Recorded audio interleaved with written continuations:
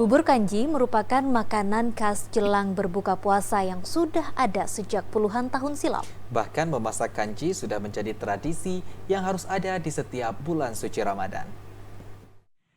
Kanji yang dimasak setiap sore di bulan suci Ramadan dapat ditemukan di semua madrasah ataupun masjid dalam Kabupaten Pidi. Memasak kanji biasanya dilakukan oleh bilal masjid maupun madrasah, sedangkan untuk kebutuhan kanji berasal dari sumbangan berbagai pihak termasuk warga setempat. Untuk menu dasar kanji merupakan santan dan beras yang ditambah dengan berbagai jenis rempah lainnya serta berkhasiat untuk kesehatan. Untuk sekali memasak kanji membutuhkan taksiran dana hingga Rp200.000. Kanji yang dimasak ini pun kemudian akan dibagikan kepada semua warga yang ada dalam kampung atau kecamatan tersebut secara gratis. Warga menyebutkan bahwa kanji memang didapatkan selama bulan Ramadan yang dimasak dan dibagikan kepada semua masyarakat. Dari Pidi, Hasbi, TVRI Aceh melaporkan.